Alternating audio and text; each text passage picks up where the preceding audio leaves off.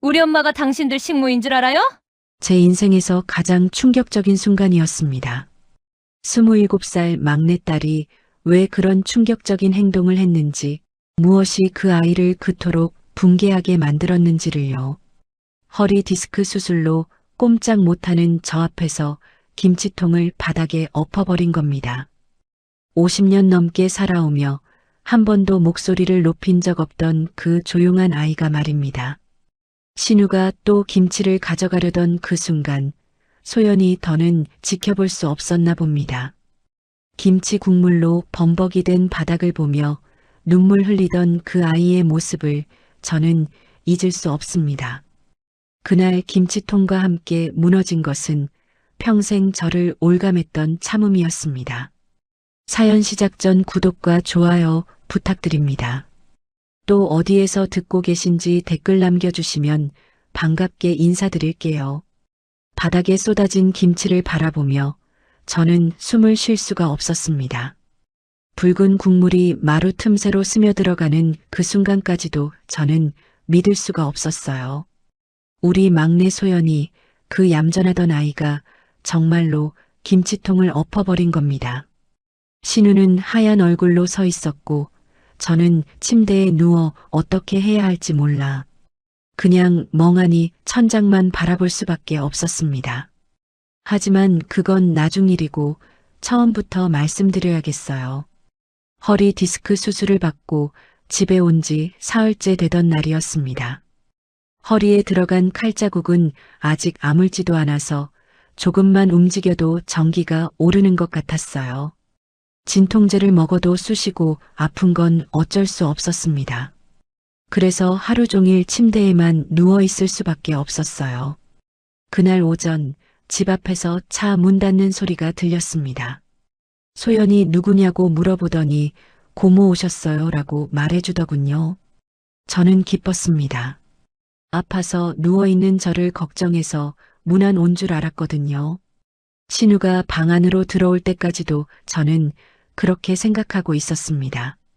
언니, 신우가 문을 열고 들어서며 한마디 던졌어요. 그런데 인사치고는 뭔가 어색했습니다. 제 얼굴을 보는 게 아니라 방 안을 둘러보는 것 같았거든요. 저는 침대에서 일어나려고 했지만 허리가 너무 아파서 그냥 누운 채로 말했습니다. 어머, 고마워요. 아픈데 멀리서 와줘서. 그런데 신우의 대답은 제가 예상했던 것과 전혀 달랐어요. 언니, 김치 있지? 우리 손주들이 좋아해서. 처음엔 무슨 말인지 이해가 안 갔습니다. 김치 이야기를 왜 갑자기 하는 건지, 그것도 제 안부는 한마디도 묻지 않고 말이에요. 저는 어리둥절해서 그냥 대답했습니다. 아, 네. 며칠 전에 담갔어요. 그럼 좀 가져가도 되지? 요즘 내가 바빠서 김치 담글 시간이 없어. 저는 말문이 막혔습니다. 수술한 지 사흘 만에 찾아와서 김치를 달라는 말을 들을 줄은 꿈에도 몰랐거든요. 그래도 가족이니까 혹시 정말 급한 일이 있나 싶어서 네, 그러세요라고 말했어요. 신우는 제 대답을 듣자마자 바로 부엌으로 갔습니다. 저는 침대에서 일어날 수도 없어서 그냥 소리만 들을 수밖에 없었어요. 냉장고 문 여는 소리, 김치통 꺼내는 소리가 들렸습니다. 그런데 한 통이 아니라 계속 소리가 나더군요. 소연아, 고모 좀 도와드려. 저는 소연에게 말했지만 사실 얼마나 가져가는지 궁금하기도 했습니다. 소연이 부엌으로 나가는 소리가 들렸어요. 잠깐 후 소연이 다시 제 방으로 들어왔습니다. 그 아이 표정이 이상했어요. 뭔가 말하고 싶은데 참고 있는 것 같았습니다. 엄마, 고모가 김치통 4개 가져가세요. 4개? 저는 깜짝 놀랐습니다. 김치통 4개면 제가 며칠 전에 담근 김치가 거의 다 없어지는 거였거든요. 배추김치, 깍두기, 총각김치, 갓김치까지 모두 말이에요. 조금만 가져간다고 하셨는데 소연이 작은 소리로 말했지만 저는 들을 수 있었습니다. 그 아이도 이상하다고 생각하는 것 같았어요. 하지만 저는 뭐라고 말할 수가 없었습니다. 이미 허락했는데 이제 와서 뭐라고 하겠어요. 부엌에서 신우의 목소리가 들렸습니다. 언니 나간다. 저는 대답도 제대로 못했습니다. 허리가 너무 아파서 소리 지르기도 힘들었거든요. 그냥 작게 네, 조심히 가요라고만 말했어요.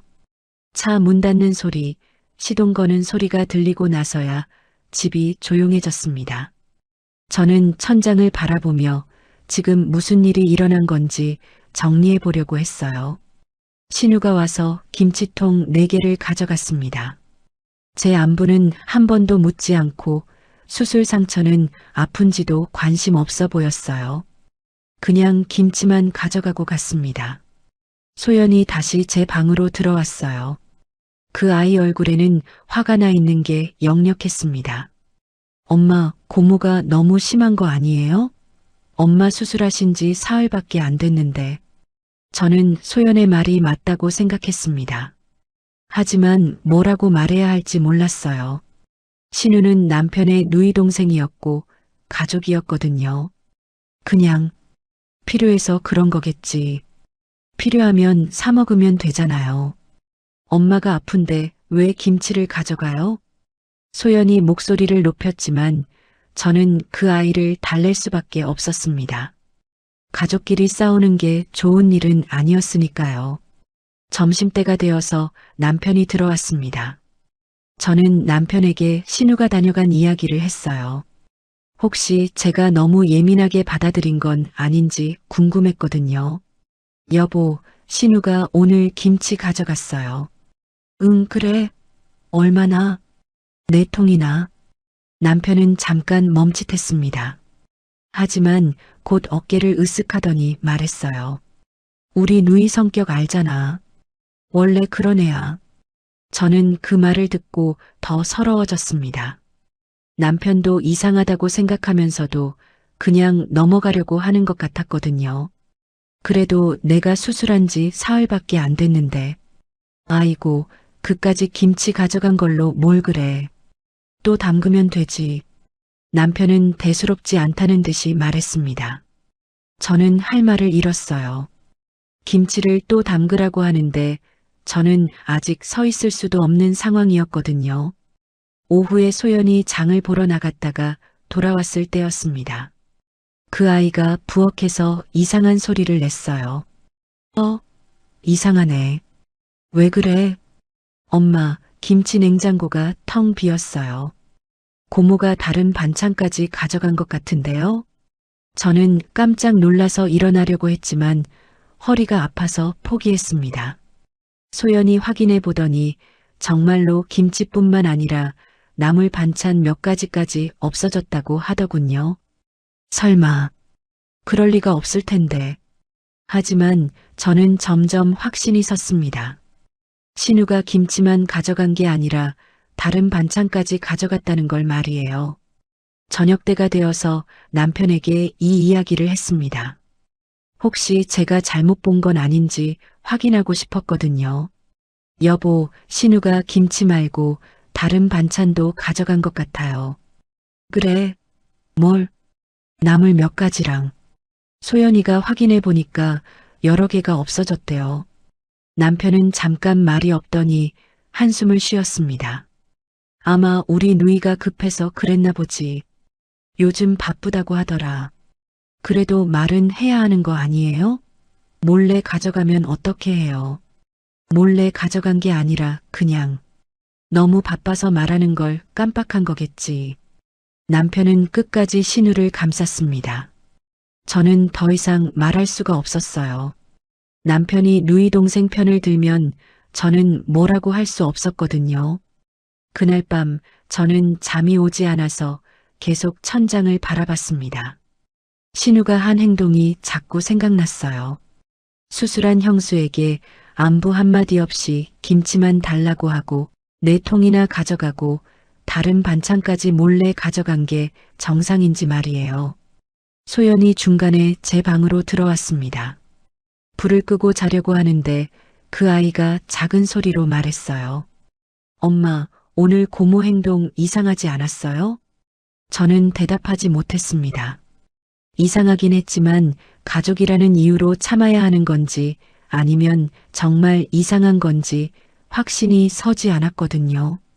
엄마는 너무 착해요. 고모가 엄마를 우습게 보는 것 같은데 소연의 말이 가슴에 박혔습니다. 혹시 정말로 신우가 저를 우습게 보는 건 아닌지, 수술한 환자라서 아무 말도 못할 거라고 생각하는 건 아닌지 의심이 들기 시작했어요. 새벽이 되어서야 겨우 잠이 들었습니다. 그런데 꿈에서도 신우가 나타나서 김치통을 가져가는 꿈을 꿨어요. 깨어났을 때 가슴이 답답했습니다. 이게 정말 가족이 할 일인가 하는 생각이 머릿속에서 떠나지 않았어요. 그리고 소연이 화내는 모습이 자꾸 떠올랐습니다. 그 아이는 제가 당하는 걸 보고 정말 속상해했거든요. 아침이 되어서 소연이 아침을 가져다 줄 때 저는 그 아이에게 물어봤습니다. 소연아, 엄마가 너무 예민한 걸까? 아니에요. 고모가 너무했어요. 수술한 사람 앞에서 김치 달라고 하는 게 말이 돼요? 소연은 확신에 찬 목소리로 말했습니다. 그 순간 저는 제가 잘못 생각한 게 아니라는 걸 깨달았어요. 정말로 신우가 너무했다는 걸 말이에요. 하지만 어떻게 해야 할지는 여전히 모르겠었습니다. 남편은 누이 편을 들고 신우는 뻔뻔하게 그런 행동을 했는데 저 혼자서 뭘 할 수 있겠어요. 그냥 참고 넘어가야 하는 건지 아니면 뭔가 해야 하는 건지 고민만 깊어갔습니다. 언니 상태 어때? 겉절이도 있구나. 신우가 또 우리 집에 나타난 건 그로부터 나흘 뒤였습니다. 이번에는 인사라도 제대로 했지만 여전히 제 얼굴보다는 부엌 쪽을 먼저 힐끔거리더군요. 저는 침대에서 일어나려다가 허리가 쑤셔서 다시 누웠습니다. 많이 좋아졌어요? 아직 많이 아파요. 일어나기도 힘들어서. 신우는 제 말을 끝까지 듣지도 않고 벌써 부엌으로 향하고 있었습니다. 마치 제 대답이 중요한 게 아니라는 듯이 말이에요. 저는 뭔가 이상하다는 생각이 들었지만 그래도 며칠 전 일 때문에 예민해진 건 아닌가 싶었습니다. 냉장고 문 여는 소리가 들렸어요. 그리고 신우의 목소리가 들려왔습니다. 어머, 겉절이까지 있네. 언니 정말 손재주 좋아. 저는 며칠 전에 담근 겉절이가 생각났습니다. 수술 전날 마지막으로 담가둔 거였는데 신우가 그것까지 눈여겨보고 있다니 기분이 묘했어요. 그거 우리 먹을 거예요. 소연이 부엌에서 말하는 소리가 들렸습니다. 그 아이도 며칠 전 일 이후로 신우에 대해 경계하고 있는 것 같았어요. 아이고, 조금만 가져갈게. 언니는 어차피 짠 거 먹으면 안 되잖아. 신우는 마치 제 건강을 걱정하는 것처럼 말했지만 저는 그 말이 핑계처럼 들렸습니다. 수술 후에도 김치 정도는 먹을 수 있었거든요. 저는 화장실에 가고 싶었지만 계속 참고 있었어요. 일어나기가 너무 힘들었거든요. 하지만 더 이상 참을 수 없어서 간신히 침대에서 일어났습니다. 허리를 잡고 비틀비틀 화장실로 향했어요. 화장실에 있는 동안 거실에서 뭔가 소리가 났습니다. 서랍 여는 소리 같았는데 확실하지는 않았어요. 저는 혹시 신우가 무엇을 찾고 있는 건 아닌지 궁금했지만 화장실에서 나가기까지 시간이 좀 걸렸습니다. 화장실에서 나와 거실을 지나는데 신우가 TV 앞 서랍 근처에 서 있었어요. 그 서랍 안에는 중요한 서류들과 함께 수술비로 받은 현금 봉투가 들어 있었습니다. 뭐 찾는 거 있어요? 저는 신우에게 물어봤지만 신우는 당황한 기색도 없이 대답했어요. 아니야, 그냥 티슈 어디 있나 해서. 티슈는 소파 옆에 있어요. 신우는 아, 그래? 라고 말하며 자연스럽게 소파 쪽으로 움직였습니다. 하지만 저는 뭔가 이상하다는 느낌을 지울 수 없었어요. 티슈를 찾는다면서 왜 TV 앞 서랍을 열어봤을까요? 부엌에서 소연이 나왔습니다. 그 아이 손에는 김치통 2개가 들려 있었어요. 고모, 이거면 충분하죠? 소연의 목소리에는 약간의 경계심이 섞여 있었습니다. 며칠 전 일 이후로 그 아이가 신우를 바라보는 시선이 달라진 게 느껴졌어요. 고마워. 언니는 정말 김치를 잘 담가. 신우는 김치통을 받아들고는 또 부엌으로 갔습니다. 뭔가 더 가져갈 게 있는지 보는 것 같았어요. 물김치도 있네.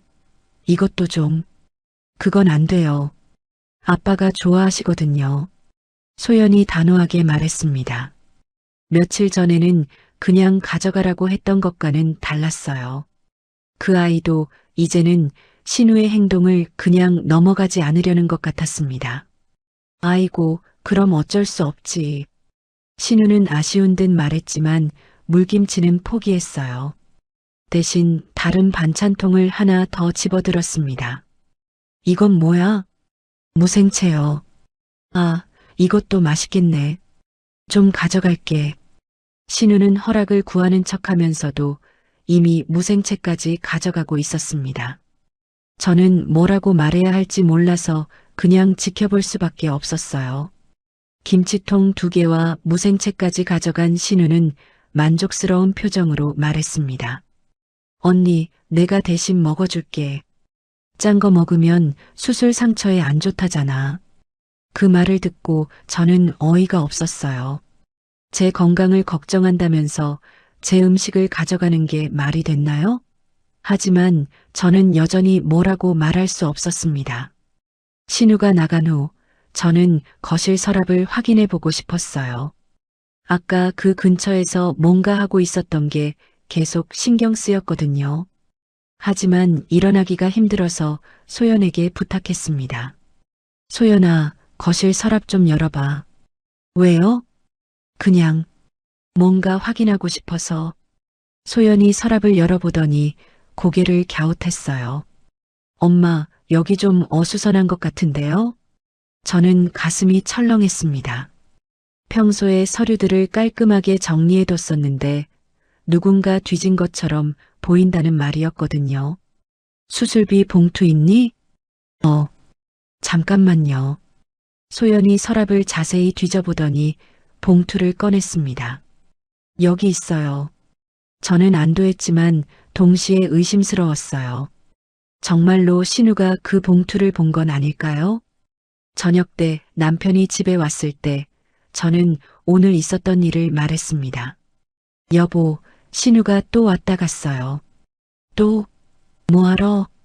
김치 가져가려고요. 이번엔 겉절이랑 무생채까지. 남편은 한숨을 쉬었지만 별다른 반응은 보이지 않았어요. 그리고 제가 화장실 갔다 오니까 거실 서랍 앞에 서 있더라고요. 서랍을? 뭐하러? 티슈 찾는다고 했는데. 서랍이 좀 어수선해져 있었어요. 남편은 잠깐 생각하더니 말했어요. 설마 우리 누이가 그럴 리는 없을 거야. 그냥 실수로 건드린 것 같은데? 또 신우를 감싸는 말이었습니다. 저는 더 이상 말하지 않았어요. 어차피 남편은 믿지 않을 것 같았거든요. 그날 밤 저는 수술비 봉투를 다시 확인해 봤습니다. 돈을 세어보니 뭔가 부족한 것 같은 기분이 들었어요.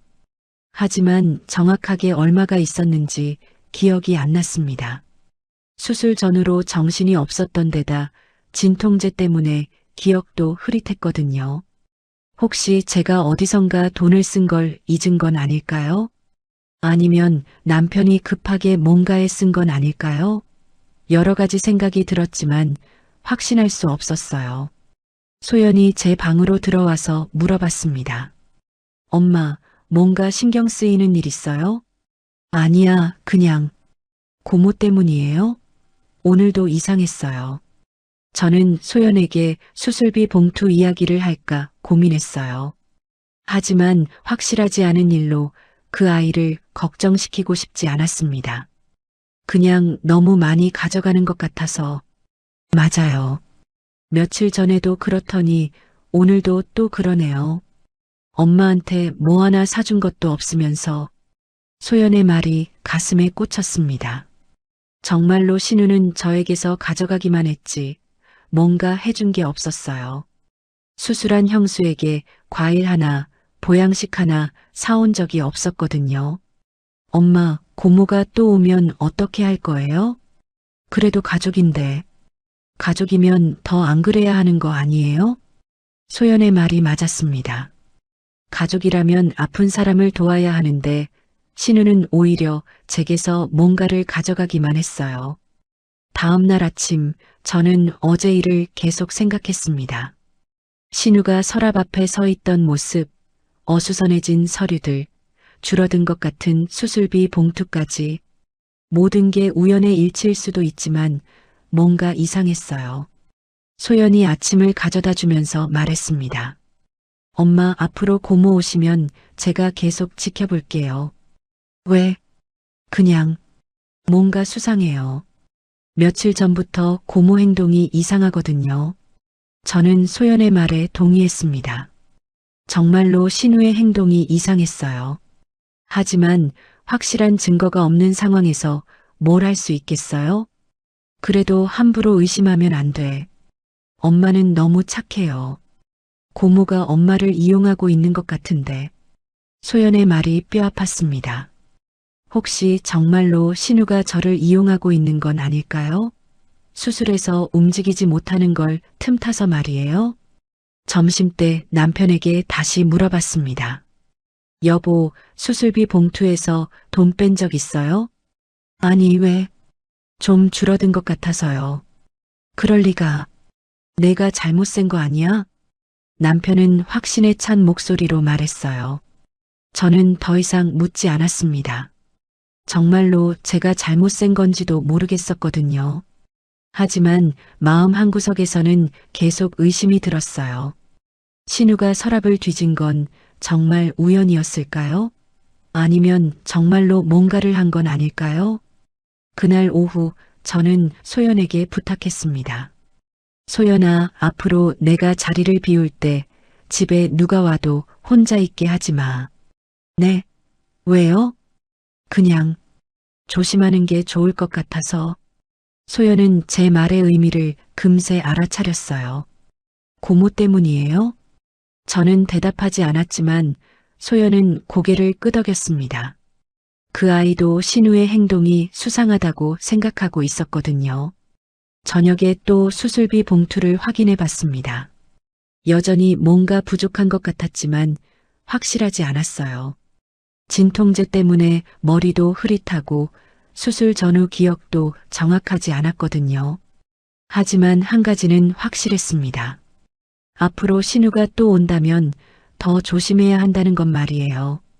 언니, 김장 다 끝났네. 김치 좀 가져가도 되지? 그 말을 들은 순간 저는 온몸에 전기가 오르는 걸 느꼈습니다. 김장을 막 끝낸 지 1시간도 안 된 상황에서 신우가 나타나 그런 말을 던진 거였어요. 오늘은 김장하는 날이었습니다.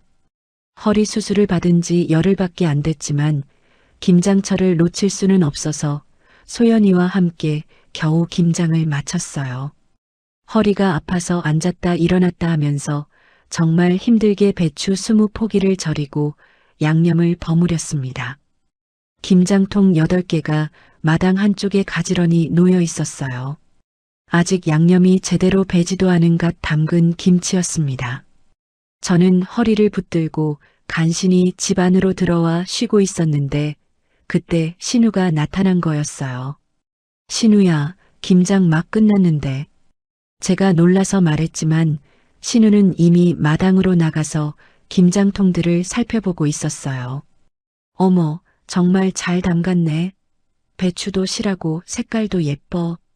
신우의 목소리에는 감탄이 섞여 있었지만 저에게는 그 소리가 소름 끼치게 들렸습니다. 제가 허리 아픈 걸 참고 힘들게 담근 김치를 보고 감탄하는 게 아니라 가져갈 거리를 발견했다고 기뻐하는 것 같았거든요. 소연이 마당에서 뒷정리를 하고 있었어요. 김장 도구들을 씻고 정리하느라 바쁜 상황이었습니다. 그 아이도 오늘 하루 종일 저를 도와서 힘들었을 텐데 말이에요. 고모, 김장 막 끝났는데 왜 가져가세요? 소연이 물바가지를 들고 있는 손을 멈추며 물어봤어요. 그 아이 목소리에는 의심과 불만이 섞여 있었습니다. 아이고, 그래도 며칠 있으면 먹을 수 있잖아. 우리 손주들이 김치를 너무 좋아해서. 신우는 마치 당연하다는 듯이 대답했어요. 갓 담근 김치를 며칠 있으면 먹을 수 있다고 하니 정말 어이가 없었습니다. 저는 마당으로 나가려고 했지만 허리가 너무 아파서 문 앞에서 서 있을 수밖에 없었어요. 신우야, 김치가 아직 안 익었어. 일주일은 있어야 먹을 수 있을 텐데. 괜찮아, 괜찮아. 어차피 집에 가서 냉장고에 넣어둘 거니까. 신우는 제 말을 대수롭지 않게 여겼어요. 벌써 김장통 뚜껑을 열어서 김치 상태를 확인하고 있었습니다. 이거 정말 잘 담갔다. 양념도 적당하고 색깔도 좋아. 신우가 김치를 한 젓가락 집어서 맛을 보는 모습을 보고 저는 기가 막혔어요. 주인 허락도 없이 김치를 맛보다니 정말 뻔뻔하기 그지없었습니다. 몇 통 가져갈까? 신우가 혼자 중얼거리면서 김장통들을 하나하나 확인했어요. 마치 자기 것을 고르는 것처럼 말이에요. 고모, 엄마가 허리 아픈데 하루 종일 김장했어요. 그런데 막 끝난 김치를 왜 가져가세요? 소연이 더 강한 어조로 말했어요. 그 아이가 저를 대신해서 항의하는 모습이 고마우면서도 걱정됐습니다. 응? 뭐가 문제야?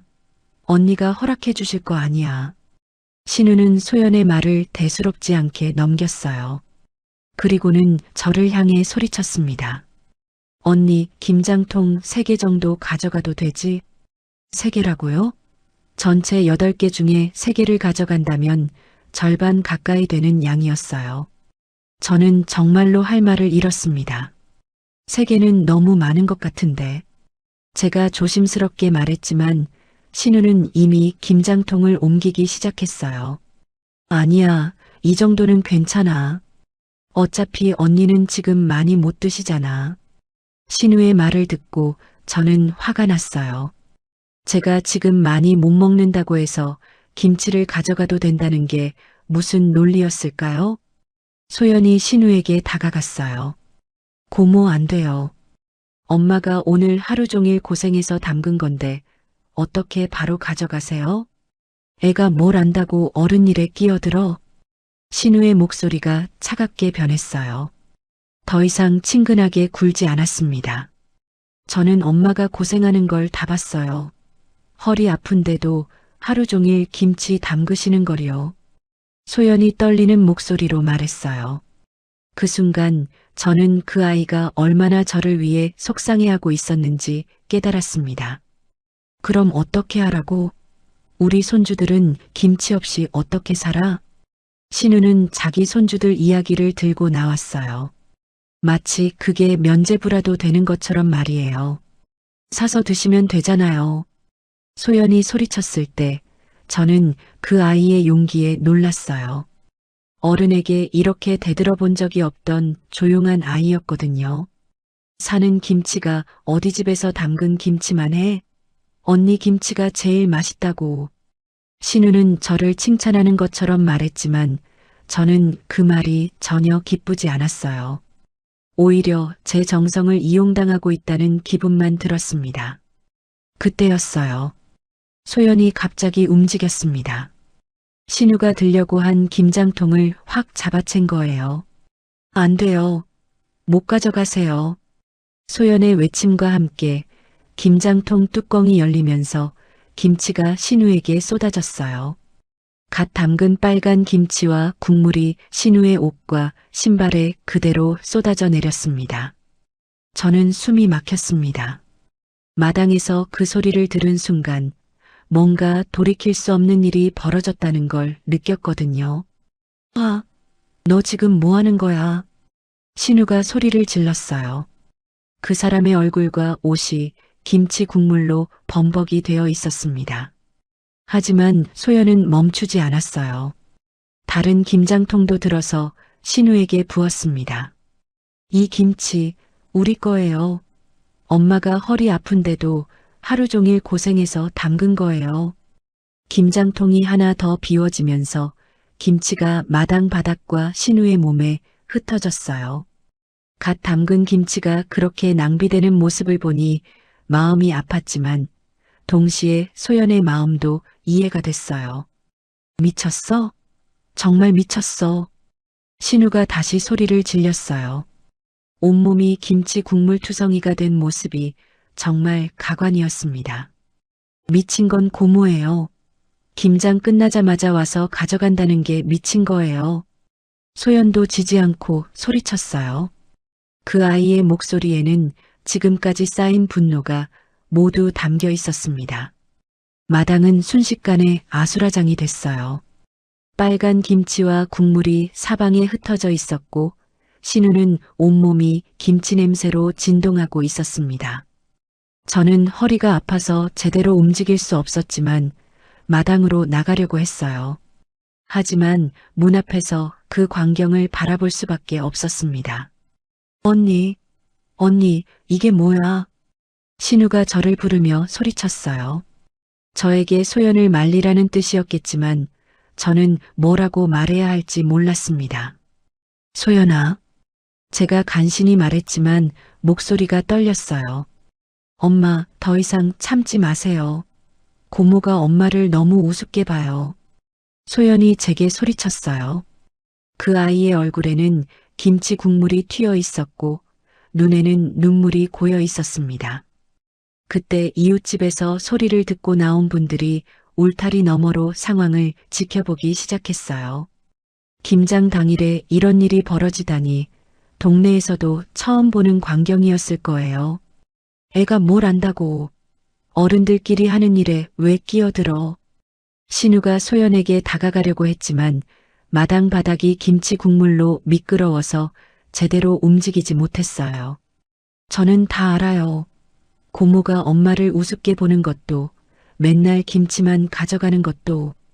소연의 말에 신우의 얼굴이 굳어졌어요. 이웃들이 듣고 있다는 걸 의식한 것 같았습니다. 너 이해가 정말. 신우가 화를 내려고 했지만 온몸이 김치 국물 투성이인 모습이 우스꽝스러워서 위력이 없었어요. 그때 현관문이 열리는 소리가 들렸어요. 남편이 일찍 들어온 모양이었습니다. 마당에 난리난 상황을 본 남편은 깜짝 놀라며 말했어요. 이게 무슨 일이야? 남편의 목소리에 신우는 마치 구세주를 만난 것처럼 달려가려고 했어요. 오빠, 소연이가 갑자기 김치를 내가 뿌렸어. 뭐라고? 남편이 어리둥절해하며 마당에 김치를 바라봤어요. 갓 담근 김장 김치가 바닥에 흩어진 모습을 보고는 경악했습니다. 소연아, 왜 이런 일을? 아빠, 고모가 너무해요. 엄마 김장 끝나자마자 와서 3통이나 가져간다고 해요. 소연이 울먹이며 설명했지만 남편은 믿지 못하겠다는 표정이었어요. 그래도 김치를 이렇게 낭비하면 어떻게 해? 남편의 말에 소연은 더욱 분해했어요. 낭비한 게 아니에요. 고모가 가져가는 것보다는 차라리 버리는 게 나아요. 소연의 절규에 저는 가슴이 아팠어요. 그 아이가 얼마나 분했으면 이런 극단적인 선택을 했을까요? 소연아, 고모는 가족이야. 그렇게 하면 안 돼. 남편이 또 신우 편을 드는 말을 했어요. 가족이면 더 안 그래야 하는 거 아니에요? 김장 당일에 와서 가져간다는 게 가족이 할 일이에요? 소연의 반박에 남편은 대답하지 못했어요. 그래도 이렇게 김치를 뿌리는 건 너무했다. 저는 더 이상 못 참겠어요. 엄마가 힘든 걸 보는 것도 지긋지긋해요. 소연이 소리치며 집 안으로 뛰어갔어요. 김치 국물이 묻은 옷차림 그대로 말이에요. 마당에는 저와 남편 그리고 김치 국물 투성이가 된 신우만 남았어요. 갓 담근 김장 김치가 바닥에 흩어져 있는 모습이 너무나 안타까웠습니다. 언니 정말 미안해. 우리 소연이가 요즘 예민해서. 신우가 저에게 말했지만 그 목소리에는 미안함보다는 억울함이 더 섞여 있었어요. 저는 대답할 수가 없었습니다. 소연이 한 행동이 잘못된 건지 아니면 당연한 건지 판단이 서지 않았거든요. 자기야, 소연이한테 사과하라고 해. 이건 너무 심했어. 남편이 저에게 말했어요. 하지만 저는 고개를 저었습니다. 소연이가 왜 사과해야 해요? 그 아이는 엄마를 지키려고 한 거예요. 제 말에 남편과 신우가 모두 놀란 표정을 지었어요. 언니도 소연이 편을 들 거야? 신우가 서운하다는 듯이 말했어요. 소연이 말이 틀린 게 없어요. 김장 당일에 김치 가져간다는 건 정말 너무했어요. 제 말에 신우는 얼굴이 굳어졌어요. 그리고는 화가 난 목소리로 말했습니다. 그럼 나는 앞으로 안 올게. 가족 취급도 못 받는데 뭐하러 와. 신우는 그 말을 남기고 김치 국물이 묻은 채로 집을 나갔어요. 차에 타면서도 뒤돌아보지 않았습니다. 저는 마당에 흩어진 김치를 바라보며 복잡한 심정이었어요. 하루 종일 고생해서 담근 김치가 이렇게 낭비된 것도 아쉬웠지만 소연이 그런 선택을 할 만큼 화가 났다는 게 더 마음 아팠습니다. 그날 밤 저는 처음으로 깨달았어요.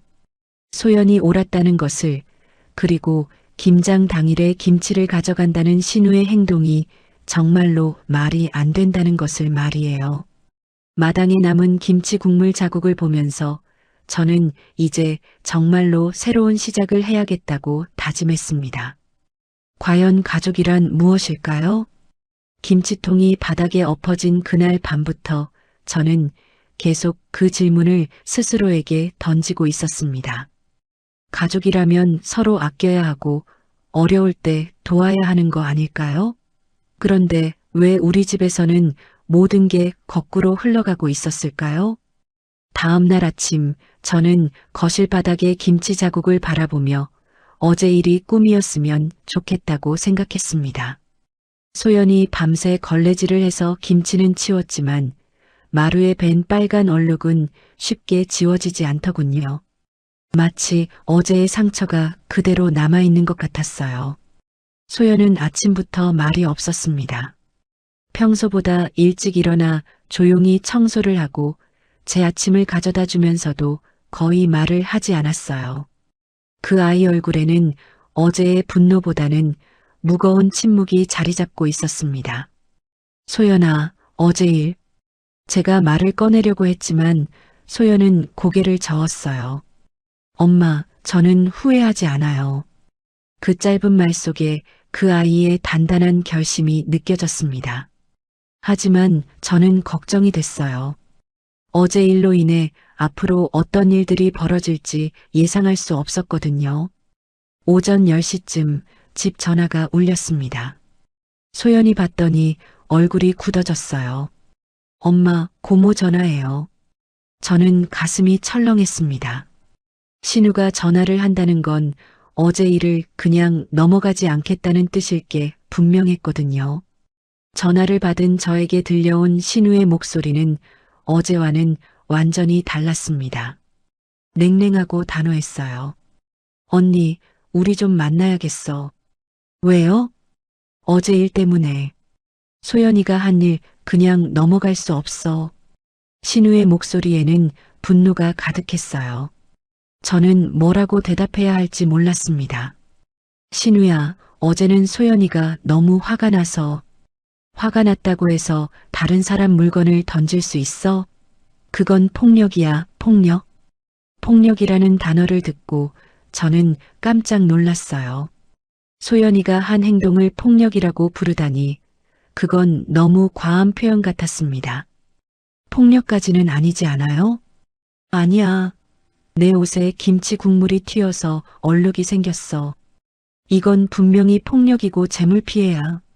신우의 목소리가 점점 높아졌어요. 그 사람은 정말로 소연을 문제 삼으려고 하는 것 같았습니다. 우리 얘기 좀 해야겠어. 오늘 오후에 갈게. 신우는 일방적으로 말하고는 전화를 끊어버렸어요. 저는 수화기를 들고 있으면서도 멍하니 있을 수밖에 없었습니다. 소연이 제 표정을 보고 물어봤어요. 엄마, 고모가 뭐라고 했어요? 오늘 오후에 온다고 해요. 어제 일 때문에. 소연의 얼굴이 더욱 굳어졌어요.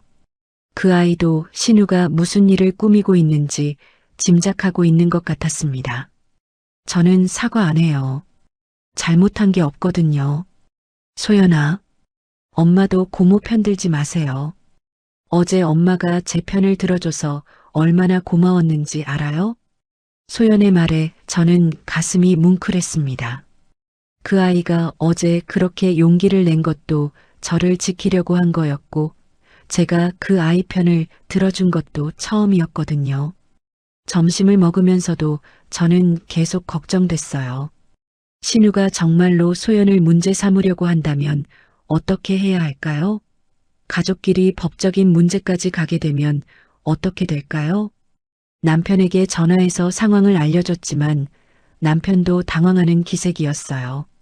신우가 뭘 그렇게까지. 알았어. 내가 일찍 들어갈게. 하지만 남편이 신우 편을 들지 소연 편을 들지는 여전히 확신할 수 없었습니다. 어제도 결국 소연에게 사과하라고 했었거든요. 오후 2시쯤 신우가 집에 도착했습니다. 어제와는 달리 정장을 입고 있었고 가방까지 들고 있었어요. 뭔가 공식적인 일을 하러 온 것 같은 모습이었습니다. 신우는 거실에 앉으면서 제게 말했어요. 언니, 우리 진지하게 얘기해야겠어. 무슨 이야기를? 소연이가 어제 한 일 말이야. 이건 그냥 넘어갈 수 없어. 신우의 목소리는 차갑고 단호했어요. 평소에 제게 하던 말투와는 완전히 달랐습니다. 소연이 자기 방에서 나와 거실로 왔어요. 그 아이는 신우를 똑바로 바라보며 말했습니다. 저 왔어요. 할 말 있으면 하세요. 너 어제 내 옷에 김치 국물 튀긴 거 알지? 네. 그리고 내 앞에서 김치통을 일부러 던진 거 맞지? 네, 맞아요. 소연은 당당하게 인정했어요. 변명하거나 회피하지 않았습니다.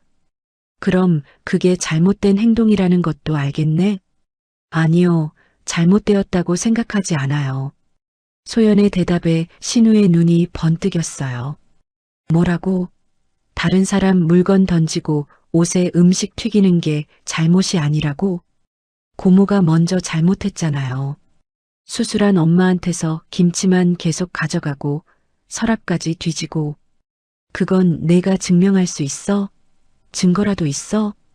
신우가 냉소적으로 웃으며 말했어요. 그 말을 듣고 저는 소연히 걱정됐습니다. 정말로 신우가 무슨 일을 꾸미고 있는 것 같았거든요. 증거요? 엄마도 다 봤잖아요. 언니가 뭘 봤다고? 언니는 수술 후라서 진통제 드시느라 정신이 없었는데? 신우는 제게 눈을 돌리며 물어봤어요. 저는 대답하기 곤란했습니다. 정말로 진통제 때문에 기억이 흐릿한 부분이 있었거든요. 언니, 내가 뭘 잘못했는지 말해봐. 신우가 저에게 직접적으로 물어봤을 때 저는 할 말을 잃었어요. 분명히 뭔가 잘못됐다고 생각하지만 명확한 증거를 제시하라고 하니 막막했습니다. 그것 봐. 아무도 내가 뭘 잘못했는지 말 못하잖아. 그런데 소연이는 내 앞에서 김치통을 던지고 내 옷을 더럽혔어. 신우는 가방에서 뭔가를 꺼냈어요. 어제 입었던 옷이었습니다. 이것 봐. 김치 국물이 튀어서 얼룩이 생겼어. 이거 비싼 옷인데 어떻게 할 거야? 정말로 옷에는 빨간 얼룩이 여러 개 묻어 있었어요. 소연이 김치통을 엎었을 때 튄 국물이 묻은 것 같았습니다. 그리고 이건 단순한 실수가 아니야. 고의로 의도적으로 한 행동이야. 법적으로 보면 폭행이고 재물피해야. 법적이라는 말을 들으니 저는 정말로 걱정이 됐어요. 신우가 정말로 소연을 고발하려는 건 아닐까요? 고모, 그럼 어떻게 하려고요? 소연이 떨리는 목소리로 물어봤어요. 하지만 여전히 당당한 자세를 유지하고 있었습니다. 일단 사과부터 해. 그리고 옷값이랑 정신적 피해 보상해. 사과는 못해요. 저는 잘못한 게 없어요. 없어? 그럼 내가 다른 방법을 써야겠네. 신우는 가방에서 휴대폰을 꺼냈어요. 경찰서에 신고하려고 했는데 가족이니까 한번 기회를 준 거야. 그런데 사과도 안 하겠다고? 경찰서라는 말을 들으니 저는 정말로 패닉 상태가 됐어요. 가족끼리 경찰서까지 갈 일이 생기다니 상상도 못한 일이었습니다. 신우야, 그렇게까지 할 필요는 없잖아. 없어? 내가 당한 피해는 생각 안 해? 옷도 버려야 하고 어젯밤에는 화가 나서 잠도 못 잤어. 신우의 목소리가 점점 높아졌어요. 정말로 화가 난 것 같았습니다. 그때 현관문이 열리며 남편이 들어왔어요. 일찍 퇴근한 모양이었습니다. 무슨 일이야? 목소리가 여기까지 들려. 오빠 잘 왔어. 소연이가 사과를 안 하겠다는데 어떻게 생각해? 신우는 남편에게 호소하듯이 말했어요. 마치 남편이 자기 편을 들어줄 거라고 확신하는 것 같았습니다. 남편은 상황을 파악하려고 저와 소연을 번갈아 바라봤어요. 소연아, 고모한테 사과하면 안 되겠니? 싫어요. 저는 잘못한 게 없어요. 그래도 김치통을 엎은 건 너무했잖아. 남편의 말에 소연은 실망한 표정을 지었어요. 또 고모 편을 든다는 걸 알았거든요. 아빠도 고모 편이에요? 편을 드는 게 아니라 가족끼리 이렇게까지 해야 해? 그럼 고모가 엄마한테 하는 건 괜찮다는 거예요? 소연의 반박에 남편은 대답하지 못했어요. 신우는 이 상황을 기회로 여기고 더 강하게 나왔어요. 오빠, 내가 뭘 잘못했는데? 김치 좀 가져간 게 죄야? 그건 아니지만. 그럼 소연이가 사과해야 하는 거 맞잖아. 아니면 정말 경찰서 갈 거야. 신우의 협박에 남편은 당황했어요. 결국 저에게 말했습니다. 여보, 소연이한테 말해봐. 그냥 사과하라고. 제게 결정을 맡기는 거였어요. 하지만 저는 뭐라고 말해야 할지 모르겠었습니다. 소연은 제게 간절한 눈빛을 보냈어요. 어제처럼 자기 편을 들어달라는 무언의 부탁이었습니다. 하지만 다른 한편으로는 정말로 경찰서까지 가게 되면 어떡하나 하는 걱정도 됐어요. 이웃들에게 소문이라도 나면 체면이 말이 아닐 거였거든요. 소연아. 제가 말을 시작하자 소연은 이미 제 의도를 눈치챈 것 같았어요. 엄마도 저보고 사과하라는 거예요? 그게 아니라 너무 큰일이 될까봐. 엄마, 제가 잘못한 게 아니에요. 고모가 먼저 잘못했어요. 소연이 울먹이며 말했지만 저는 확신을 가지지 못했어요. 정말로 큰일이 날까봐 무서웠거든요. 일단 사과만 하자. 그러면 고모도 이해해 주실 거야. 제 말에 소연은 완전히 실망한 표정을 지었어요. 알았어요. 그렇게 하고 싶으시면. 하지만 소연이 말을 끝마치기도 전에 자기 방으로 뛰어가 버렸어요. 또다시 방문이 쾅 하고 닫혔습니다. 신우는 만족스러운 표정을 지었어요. 그럼 내일까지 생각해 보라고 해. 사과하고 옷값 배상하면 일단 넘어갈게. 신우는 그 말을 남기고 집을 나갔어요. 마치 승리자처럼 당당한 모습이었습니다. 신우가 나간 후 저는 소연의 방문 앞에 서 있었어요. 안에서 흐느끼는 소리가 들렸습니다. 소연아, 엄마가 들어가도 될까? 대답이 없어서 조심스럽게 문을 열고 들어갔어요. 소연은 침대에 엎드려 울고 있었습니다. 소연아, 엄마, 왜 그러세요? 어제는 제 편을 들어주시더니 오늘은 왜 고모 편을 드세요? 소연의 말에 저는 할 말을 잃었어요. 정말로 저는 일관성이 없었던 것 같았습니다. 엄마가 무서웠어. 정말로 경찰서까지 가게 되면 엄마는 세상 사람들 시선이 더 중요해요? 딸보다? 소연의 질문에 저는 대답할 수 없었어요. 정말로 저는 체면을 더 생각했던 것 같았거든요. 저는 절대 사과 안 해요. 고모가 먼저 잘못했는데 왜 제가 사과해야 해요? 그럼 어떻게 할 거야? 모르겠어요. 하지만 저 혼자서라도 뭔가 방법을 찾을 거예요. 소연의 말에 저는 가슴이 아팠어요. 그 아이를 혼자서 싸우게 만든 것 같아서 말이에요. 그날 밤 저는 잠이 오지 않았습니다. 정말로 제가 올바른 선택을 한 걸까요? 소연을 지켜줘야 하는 건 아닌가요? 하지만 신우가 정말로 경찰서에 신고하면 어떻게 될지 상상하니 무서웠어요. 동네에 소문이라도 나면 체면이 말이 아닐 것 같았습니다. 새벽까지 고민하다가 저는 하나의 결론에 도달했어요. 제가 뭔가 해야 한다는 건 말이에요. 소연 혼자 싸우게 둘 수는 없었거든요. 하지만 구체적으로 어떻게 해야 할지는 여전히 막막했습니다. 작은 빨간 불빛이 거실 모서리에서 깜빡이고 있었습니다.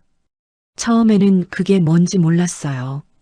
소연이 며칠 전부터 뭔가 준비하고 있다는 건 알았지만 구체적으로 무엇인지는 물어보지 않았거든요.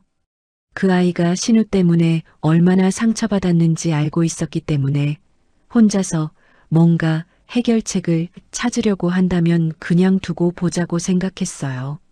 신우가 사과를 요구한 지 사흘이 지났습니다. 소연은 여전히 자기 방에서 나오지 않았고 저는 그 아이와 신우 사이에 끼어서 어떻게 해야 할지 몰라 하루하루를 보내고 있었어요. 남편은 계속 소연에게 사과하라고 했지만 소연은 끝까지 거부했습니다. 엄마, 이거 아세요? 소연이 제 방으로 들어오며 손에 뭔가 작은 기계를 들고 있었어요. 처음 보는 물건이었습니다. 뭐야, 그게? CCTV예요. 인터넷으로 주문했어요. 저는 깜짝 놀랐어요. 소연이 CCTV를 산다는 이야기는 처음 들었거든요. CCTV를 왜 사? 고모 때문이에요. 고모가 정말로 나쁜 일을 하는지 확인해 보려고요. 소연의 말에 저는 걱정이 됐어요. 그 아이가 너무 극단적으로 나가는 건 아닌가 싶었거든요. 소연아, 그럴 필요까지는. 엄마, 저는 확신해요. 고모가 분명히 나쁜 일을 하고 있어요. 김치 가져가는 것뿐만 아니라 다른 일도요. 소연은 확신에 찬 목소리로 말했어요. 그 아이의 눈에는 무언가 단단한 결심이 보였습니다. 그래도 CCTV까지는 너무 심한 것 같은데. 엄마, 제가 고모한테 사과해야 한다고 했잖아요. 그럼 이제 저도 제 방식으로 해보고 싶어요. 소연의 말을 듣고 저는 더 이상 말리지 않았어요. 사실 저도 신우가 정말로 다른 나쁜 일을 하고 있는 건 아닌지 의심스럽기는 했거든요. 소연은 거실 모서리에 조그만 CCTV를 설치했어요. 정말 작은 크기라서 자세히 보지 않으면 눈에 띄지 않을 정도였습니다. 전체 거실이 다 보이는 위치에 설치했더군요. 이걸로 뭘 할 건데? 고모가 또 오면 모든 걸 녹화할 거예요. 그러면 고모가 정말로 나쁜 일을 하는지 알 수 있잖아요. 소연은 휴대폰으로 CCTV와 연결해서 실시간으로 볼 수 있다고 설명해 줬어요. 요즘 기술이 정말 발달했다는 생각이 들었습니다. 근데 고모가 또 올까? 올 거예요. 분명히 올 거예요. 소연의 확신은 정확했습니다. 이틀 후인 화요일 오전, 정말로 신우가 나타났거든요. 그런데 이상한 게 있었어요. 신우가 문 앞에서 초인종을 누르지 않고 그냥 열쇠로 문을 열고 들어온 거예요. 저는 깜짝 놀라서 침대에서 일어나려고 했지만 허리가 아파서 제대로 움직일 수 없었습니다. 누구세요? 제가 방에서 소리쳤지만 대답이 없었어요. 하지만 거실에서 발소리가 들렸습니다. 분명히 누군가 집 안에 들어와 있었어요. 몇 분 후에야 신우의 목소리가 들렸습니다. 언니, 나야. 어떻게 들어왔어요? 초인종도 안 눌렀는데. 아, 열쇠 있어서 그냥 들어왔어. 언니 아픈데 일어나게 하기 미안해서. 신우의 설명을 듣고 저는 이상하다고 생각했어요. 언제 신우에게 저희 집 열쇠를 줬나요? 기억이 나지 않았습니다. 열쇠는 언제? 아, 예전에 응급 상황을 위해 복사해뒀잖아. 까먹었어? 신우는 당연하다는 듯이 말했지만 저는 그런 기억이 전혀 없었어요. 혹시 제가 수술 후라서 기억을 못하는 건가 싶기도 했습니다. 신우는 평소와 다르게 조용했어요. 부엌에서 뭔가 하는 소리는 들렸지만 평소처럼 큰 소리로 이야기하지 않았습니다. 마치 누군가 몰래 뭔가를 하는 것 같았어요. 1시간쯤 지나서 신우가 제 방에 들어왔어요. 언니 나간다. 뭐 가져갔어요? 김치 조금하고 반찬 몇 개. 언니 어차피 많이 못 드시잖아. 신우의 말투가 평소와 달랐어요. 뭔가 서두르는 것 같았고 제 눈을 똑바로 보지 않았습니다. 소연이는? 학교 갔나 봐. 못 봤어. 신우는 그 말을 마지막으로 급하게 집을 나갔어요. 평소보다 훨씬 빨리 나간 것 같았습니다. 그날 오후 소연이 학교에서 돌아왔을 때 저는 신우가 다녀간 이야기를 해줬어요. 고모가 왔다 갔어. 그런데 이상하게도 초인종도 안 누르고 열쇠로 그냥 들어왔더라. 소연의 표정이 급변했어요. 열쇠로요? 고모가 우리 집 열쇠가 있어요? 그렇다고 하더라. 예전에 응급 상황을 위해 복사해뒀다고. 그런 적 없어요. 엄마, 그런 적 절대 없었어요. 소연이 확신에 찬 목소리로 말했어요. 저도 그런 기억이 없었기 때문에 소연의 말이 맞는 것 같았습니다. 그럼 고모가 언제 열쇠를 복사한 거지? 몰라서 복사한 거예요. 엄마, CCTV 확인해 봐야 해요. 소연은 급하게 휴대폰을 꺼내서 CCTV 앱을 실행했어요. 저도 궁금해서 소연 옆에 앉았습니다. 화면에 나타난 영상을 보는 순간 저는 숨이 막혔어요. 신우가 열쇠로 문을 열고 들어와서는 주변을 두리번거렸어요. 마치 아무도 없는지 확인하는 것 같았습니다. 그리고는 조용히 부엌으로 가서 냉장고를 열었어요. 하지만 김치만 가져간 게 아니었습니다. 냉장고에서 뭔가를 확인한 후 신우는 거실로 나와서 TV 앞 서랍을 열기 시작했어요. 저거 봐요. 소연이 흥분해서 화면을 가리켰어요. 신우가 서랍에서 제 서류들을 뒤지고 있는 모습이 선명하게 보였습니다. 더 충격적인 건 그 다음이었어요. 신우가 수술비 봉투를 꺼내서 돈을 세고 있었던 거예요. 그리고는 몇 장을 빼내서 자기 지갑에 넣는 모습까지 화면에 그대로 나타났습니다. 엄마, 저거 보세요. 고모가 돈을 훔쳐가고 있어요. 저는 믿을 수 없었어요. 설마 신우가 정말로 제 돈을 훔쳐갔다니 꿈에도 생각 못한 일이었습니다. 하지만 영상은 거기서 끝이 아니었어요. 신우는 서랍을 다시 정리한 후 제 방으로 들어갔습니다.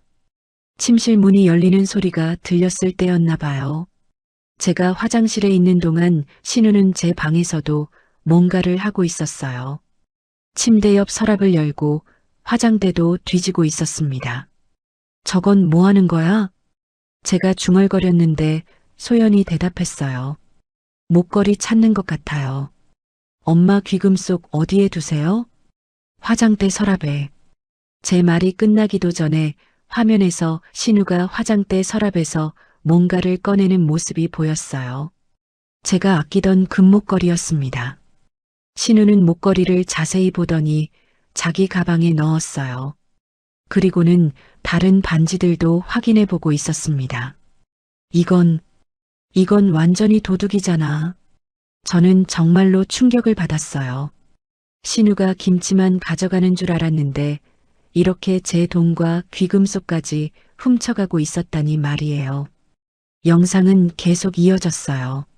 신우가 제 방에서 나와서 다시 거실로 와서는 다른 곳들도 뒤지고 있었습니다. 책장 뒤, 소파 밑까지 샅샅이 뒤지는 모습이었어요. 저 사람이 뭘 더 찾는 거지? 돈이나 귀중품 더 있는지 찾는 것 같아요.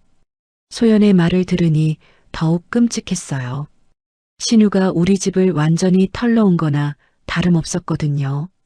마지막에는 신우가 부엌에서 김치통 몇 개를 가져가는 모습이 나왔어요. 아마 이때 제가 신우의 존재를 알아챈 것 같았습니다. 영상을 다 보고 난 후 저와 소연은 한동안 말을 할 수 없었어요.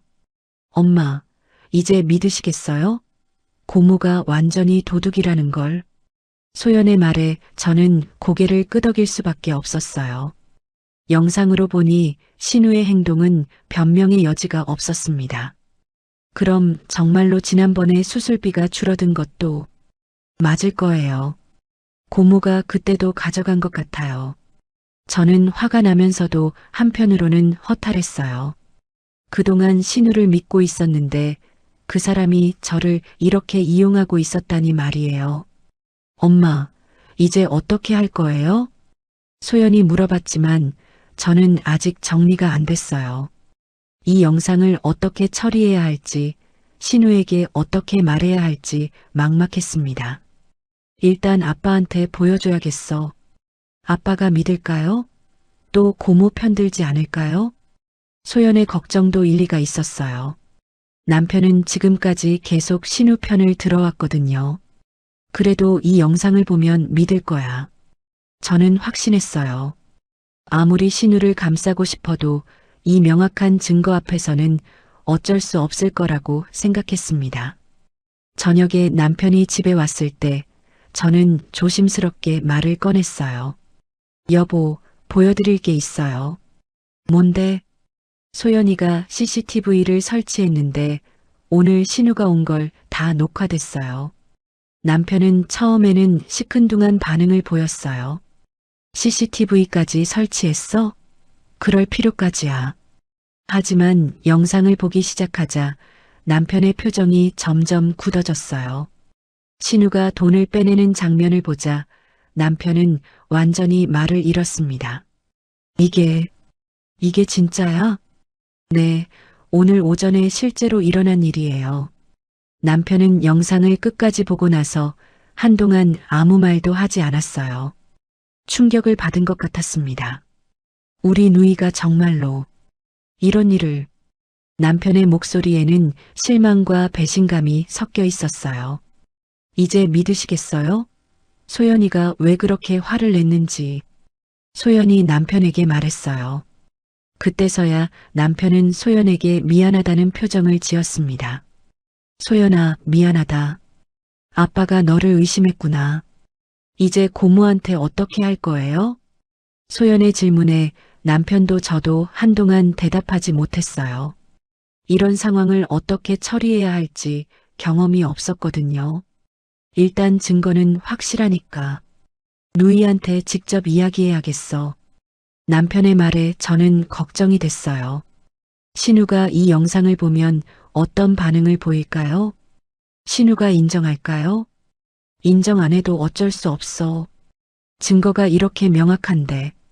그날 밤 저는 복잡한 심정으로 잠자리에 들었어요. 드디어 진실이 밝혀졌지만 동시에 가족관계가 완전히 망가질 것 같아서 걱정도 됐습니다. 하지만 한 가지는 확실했어요. 소연이 옳았다는 것, 그리고 이제 더 이상 신우의 행동을 용납할 수 없다는 것 말이에요. 미정 씨 신우 정말 착하더라. 그 말을 들은 순간 저는 귀를 의심했습니다. 우리 동네 김할머니가 소연에게 하신 말씀이었어요. 신우가 착하다니 어떻게 그런 말이 나올 수 있을까요? CCTV로 신우의 진실을 확인한 지 이틀이 지났습니다. 저는 아직도 그 충격에서 벗어나지 못하고 있었어요. 신우가 제 돈과 목걸이를 훔쳐간 장면이 계속 눈앞에 아른거렸거든요. 그런데 동네 할머니는 신우를 착하다고 칭찬하고 계신 거였습니다. 소연이 장을 보러 나갔다가 들은 이야기를 해준 거였어요. 처음에는 단순한 사교 멘트인 줄 알았지만 할머니가 계속 말씀하신 내용을 들어보니 완전히 다른 차원의 이야기였습니다. 할머니가 뭐라고 했는데? 저는 소연에게 자세히 물어봤어요. 뭔가 이상한 냄새가 났거든요. 고모가 엄마 간병하느라 매일 다니신다고 하시더라고요. 그래서 제가 깜짝 놀라서 매일요? 라고 물어봤는데 소연의 말에 저는 가슴이 철렁했어요. 신우가 매일 다닌다고요? 그런 적이 한 번도 없었는데 말이에요. 할머니가 말씀하시길 고모가 며칠 전에 요즘 형수 수술해서 매일 간병하러 다니느라 바쁘다고 하셨대요. 저는 믿을 수 없었어요. 신우가 동네 사람들에게 거짓말을 하고 다니고 있었다니 상상도 못한 일이었습니다. 그게 다가 아니에요. 할머니가 신우 씨가 김치까지 담가다 준다며 자랑하시더라고 하시는 거예요. 소연의 말을 듣는 순간 저는 온몸에 소름이 돋았어요. 신우가 제가 담근 김치를 자기가 담근 것처럼 자랑하고 다녔다는 말이었거든요. 정말로? 네, 할머니가 신우 씨 김치 솜씨가 그렇게 좋은 줄 몰랐다고 하시면서 형수분 간병도 하고 김치도 담가드리고 정말 신우 잘 뒀다고 칭찬하셨어요. 저는 어이가 없어서 말이 나오지 않았어요. 신우가 저를 간병한 적도 없고 김치를 담가준 적은 더더욱 없었는데 동네 사람들에게는 그렇게 말하고 다니고 있었다니 말이에요. 그래서 제가 고모가 엄마 간병을 하신다고요? 라고 물어봤더니 할머니가 이상하다는 표정을 지으시더라고요. 소연은 계속 이야기를 들려줬어요. 김할머니뿐만 아니라 다른 이웃들도 비슷한 이야기를 들었다고 하더군요. 박 아줌마도 신우 씨가 형수분 돌보느라 고생이 많으시겠다고 하시더라고요. 그래서 실제로는 어떤지 말씀드렸더니 깜짝 놀라시던데요. 저는 점점 화가 났어요. 신우가 저에게서 물건을 훔쳐가는 것도 충분히 배신감을 주었는데 이제는 동네 사람들에게까지 거짓말을 하고 다니고 있었던 거예요. 또 뭐라고 했어? 이 아줌마는 신우 씨가 김치 솜씨가 정말 좋다며 자기가 담근 김치 자랑을 많이 하시더라고 하셨어요. 그런데 그 김치가 엄마가 담근 김치였던 거죠. 소연의 말을 들을수록 저는 분노가 치밀어 올랐어요. 신우가 제 정성을 자기 것인 양 자랑하고 다녔다니 이런 뻔뻔한 일이 어디 있을까요? 정말 어이없는 건 최 아줌마가 신우 씨가 형수분한테 정말 잘하시는구나라고 감탄하셨다는 거예요. 저는 정말로 기가 막혔어요. 동네 사람들이 신우를 칭찬하고 있는데 정작 저는 신우 때문에 고생하고 있었던 거거든요. 그래서 뭐라고 했어? 사실대로 말했어요. 고모가 간병을 한 적도 없고 김치도 엄마가 다 담그신다고요.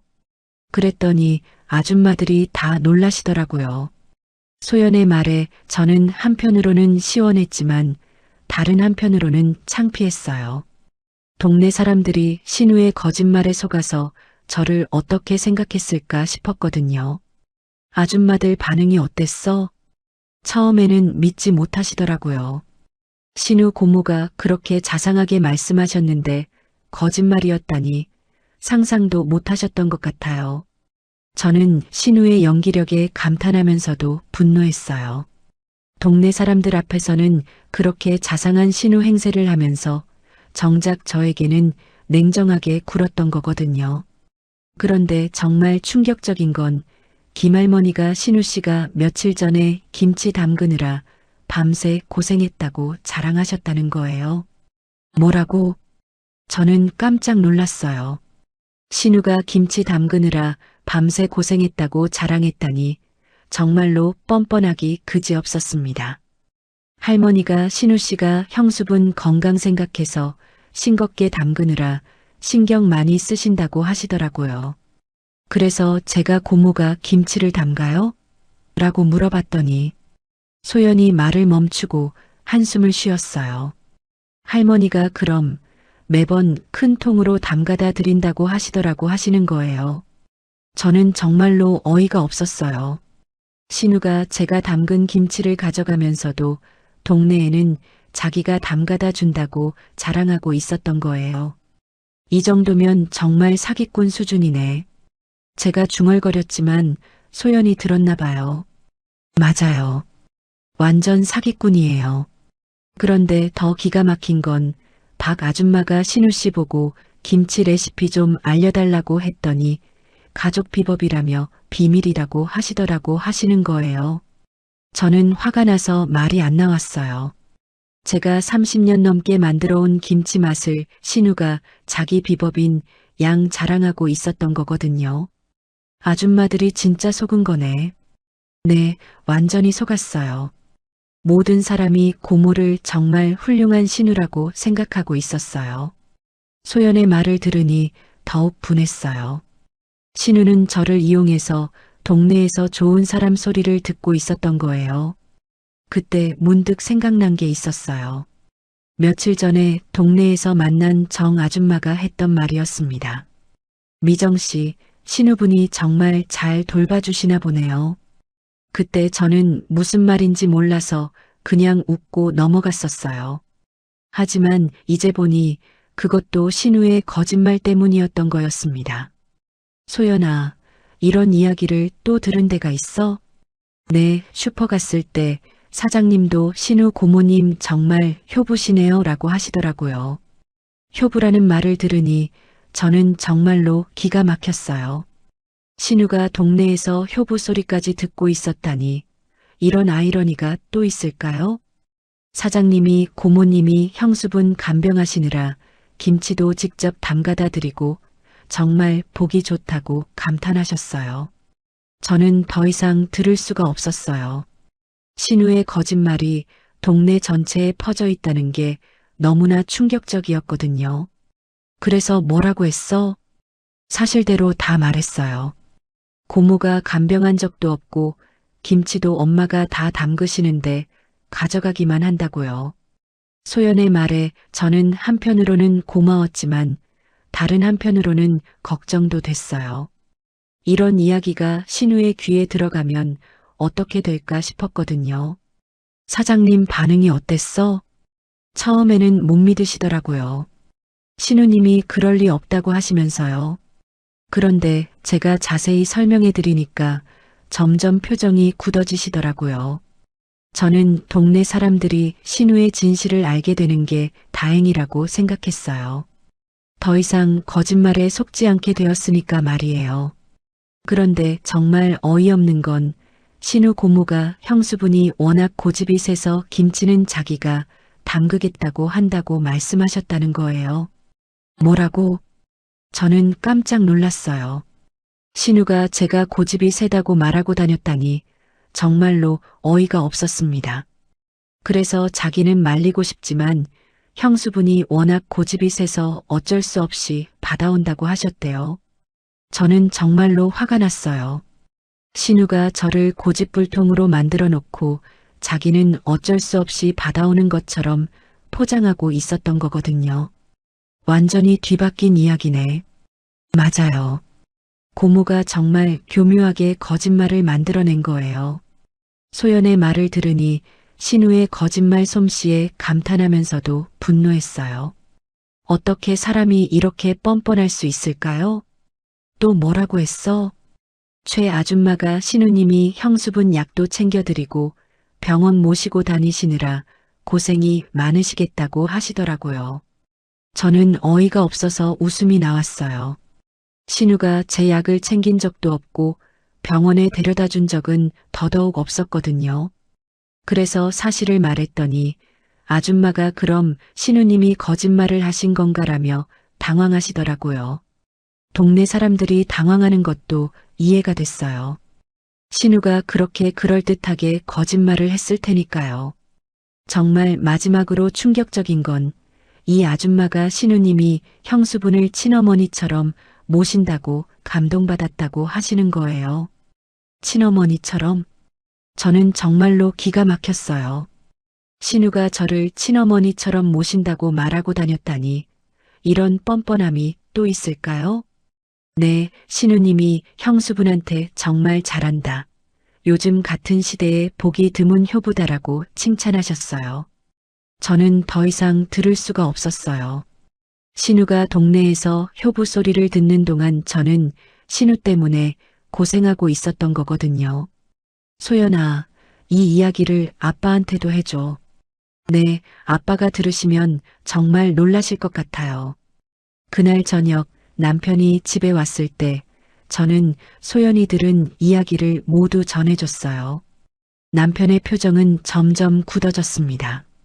우리 누이가 그런 거짓말을. 남편도 믿기 어려워했어요. 하지만 여러 사람이 같은 이야기를 했다는 것을 들으니 사실이라는 걸 인정할 수밖에 없었습니다. 이제 정말로 누이와 이야기해야겠어. 남편의 목소리에는 단호함이 섞여 있었어요. 신우의 거짓말이 동네에 퍼진 것까지 알게 되니 더 이상 참을 수 없었나 봅니다. 여보, 근데 신우가 인정할까요? 인정 안 해도 어쩔 수 없어. 이제는 증거도 있고 동네 사람들도 다 알게 됐으니까. 저는 드디어 신우와의 대결이 시작된다는 걸 느꼈어요. CCTV 영상과 동네 사람들의 증언까지 있으니 신우도 더 이상 거짓말을 할 수 없을 거였습니다.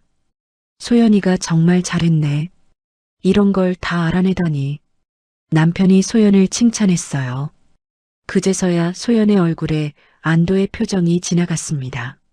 아빠, 이제 저한테 사과하라고 안 하시겠죠? 당연하지. 내가 완전히 옳았어. 그날 밤 저는 신우에 대한 분노와 배신감으로 잠이 오지 않았어요. 이런 사람이 정말 가족인가 하는 생각이 계속 들었습니다. 하지만 한 가지 확실한 건 이제 더 이상 신우의 행동을 용납할 수 없다는 것이었어요. 내일 신우와 마지막 대결을 해야겠다고 다짐했습니다. 깊은 밤 서랍을 뒤지는 손길이 화면에 선명하게 드러났습니다. 그건 제가 가장 깊게 잠든 시간이었어요. 진통제를 먹고 나면 정신이 혼미해져서 웬만한 소리에는 깨어나지 못했거든요. 그 시간을 노려서 신우가 또 우리 집에 왔던 모양이었습니다. 소연이 CCTV 영상을 더 확인해 보겠다며 며칠 전 파일들을 뒤져보고 있었어요. 혹시 놓친 게 있나 싶어서 말이에요. 그런데 정말로 놓친 게 있었습니다. 그것도 상상도 못한 충격적인 장면들이 말이에요. 엄마, 이거 봐요. 소연이 급히 저를 불렀을 때 저는 침대에서 일어나려다가 허리가 아파서 그대로 누워 있었어요. 소연이 휴대폰을 들고 제 옆으로 와서 화면을 보여줬습니다. 화면 속에는 새벽 2시쯤으로 보이는 시각이 표시되어 있었어요. 거실이 어둠 속에 잠겨 있었지만 작은 불빛 하나가 움직이고 있었습니다. 신우가 휴대폰 플래시를 켜고 뭔가를 찾고 있는 모습이었어요. 저게 언제야? 엊그제 새벽이에요. 엄마가 잠든 사이에 또 왔던 거예요. 소연의 말을 듣고 저는 소름이 돋았어요. 제가 잠든 사이에 몰래 들어와서 집안을 뒤지고 있었다니 이건 완전히 도둑이나 다름없었습니다. 영상을 자세히 보니 신우는 이미 냉장고에서 김치를 가져간 상태였어요. 하지만 그것만으로 만족하지 않고 거실 곳곳을 뒤지고 있었습니다. 마치 뭔가 중요한 걸 찾고 있는 것 같았어요. 신우는 TV 앞 서랍을 열고 서류들을 하나하나 확인하기 시작했어요. 제 통장이 어디 있는지 찾고 있는 것 같았습니다. 손전등 불빛이 서류들을 비추는 모습이 화면에 선명하게 보였어요. 저 사람이 뭘 찾는 거지? 제가 중얼거렸지만 곧 답을 알 수 있었습니다. 신우가 제 통장을 발견한 모습이 화면에 나타났거든요. 엄마 통장이에요. 소연이 흥분해서 말했어요. 정말로 신우가 제 통장을 손에 들고 자세히 들여다보고 있었습니다. 플래시 불빛을 비춰가면서 통장 내역을 확인하는 모습이 너무나 생생했어요. 저는 가슴이 철렁했습니다. 통장을 보는 것만으로도 충분히 충격적이었는데 신우는 거기서 멈추지 않았어요. 제 도장이 들어있는 상자까지 찾아내고 있었거든요. 도장까지? 저는 믿을 수 없었어요. 신우가 제 도장을 꺼내서 자세히 살펴보고 있는 모습이 화면에 그대로 나타났습니다. 마치 은행에서 뭔가 할 일이 있는 것처럼 말이에요. 엄마, 고모가 엄마 도장으로 뭘 하려는 걸까요? 소연의 질문에 저는 끔찍한 상상이 들었어요. 제 동의 없이 통장에서 돈을 뽑으려고 하는 건 아닐까요? 영상은 계속 이어졌어요. 신우는 통장과 도장을 확인한 후 다시 수술비 봉투를 꺼냈습니다. 이번에는 더욱 대담하게 행동하고 있었어요. 신우가 수술비 봉투에서 돈을 꺼내 세기 시작했어요. 한 장, 두 장, 세 장. 정확히 5장을 빼내서 자기 지갑에 넣는 모습이 선명하게 보였습니다. 5만 원씩 5장이면 25만 원이에요. 소연이 계산해서 말했어요. 신우가 한 번에 25만 원을 가져간 거였습니다. 처음 생각했던 것보다 훨씬 큰 금액이었어요. 저는 정말로 화가 났어요. 김치 정도는 그냥 넘어갈 수 있었지만 이렇게 큰 돈을 훔쳐가다니 용서할 수 없었습니다. 그런데 더 있어요. 소연이 영상을 계속 보여줬어요. 신우는 돈을 빼낸 후에도 집 안 곳곳을 더 뒤지고 있었습니다. 책장 뒤, 장식장 서랍, 심지어 화분 밑까지 뒤지는 모습이었어요. 저 사람이 또 뭘 찾는 거야? 돈이나 귀중품이 더 있는지 찾는 것 같아요. 소연의 말이 맞았어요. 신우는 우리 집에 숨겨둔 돈이나 귀중품이 또 있는지 샅샅이 찾고 있었습니다. 마치 전문 도둑처럼 체계적으로 말이에요. 가장 충격적인 건 그 다음이었어요. 신우가 제 방으로 들어가는 모습이 화면에 나타났습니다. 제가 깊게 잠들어 있는 침실로 말이에요. 설마 엄마 방까지? 저는 믿을 수 없었지만 영상은 거짓말을 하지 않았어요. 신우가 제 방 안에서 움직이는 그림자가 희미하게 보였습니다. 방 안에서는 화면이 잘 안 보이네. 그래도 신우가 들어간 건 확실해요.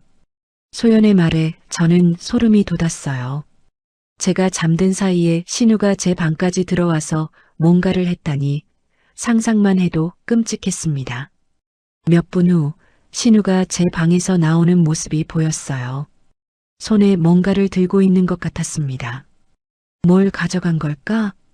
제가 물어봤지만 화면이 어두워서 정확히 뭔지는 알 수 없었어요.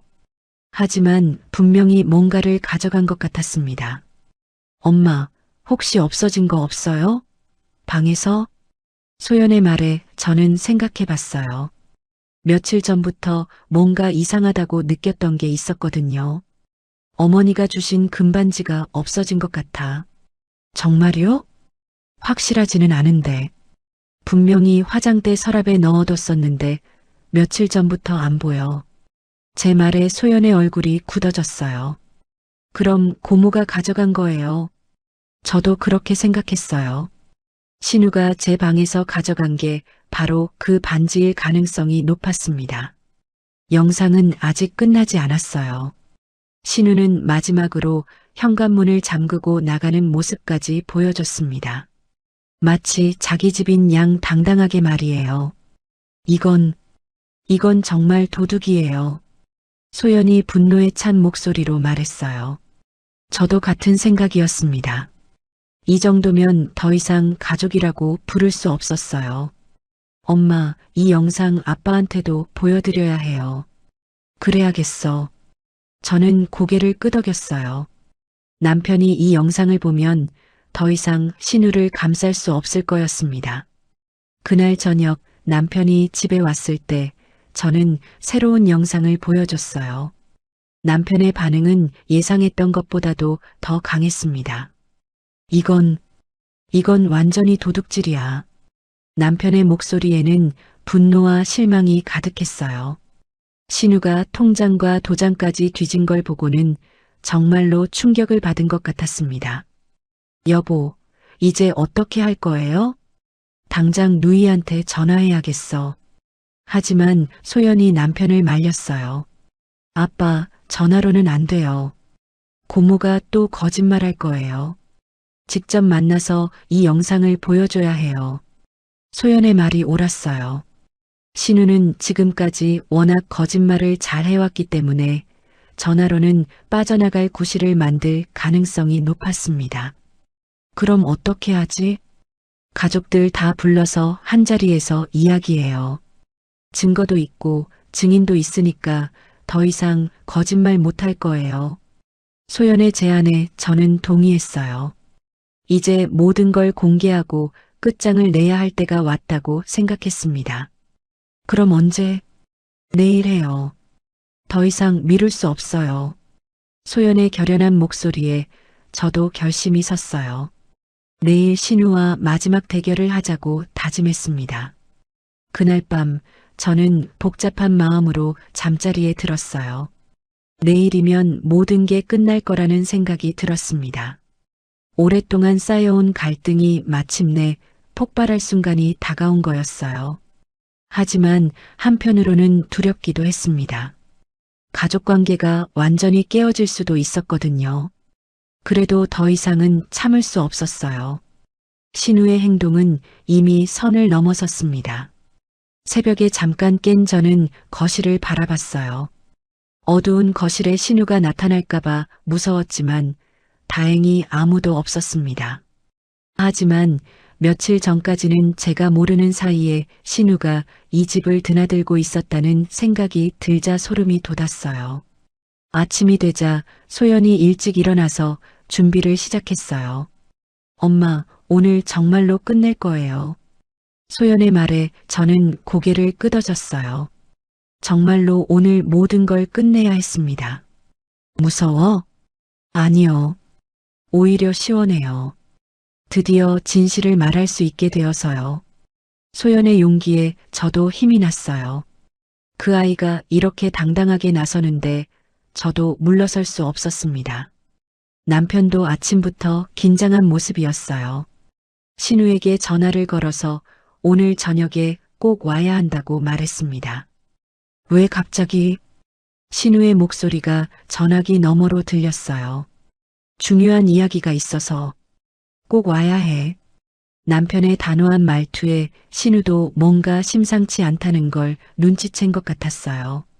알았어. 저녁에 갈게. 전화를 끊고 나서 남편이 말했어요. 이제 정말 마지막이야. 저도 같은 생각이었습니다. 오늘 밤이면 모든 게 끝날 거였어요. 신우와의 관계도 그동안의 고통도 말이에요. 오후가 되면서 저는 점점 긴장되기 시작했어요. 곧 신우가 올 거라는 생각에 가슴이 두근거렸습니다. 소연은 휴대폰에 모든 영상을 준비해두고 동네에서 들은 증언들도 정리해뒀어요. 완벽한 준비였습니다. 엄마, 준비됐어요? 응, 이제 정말로 끝내자.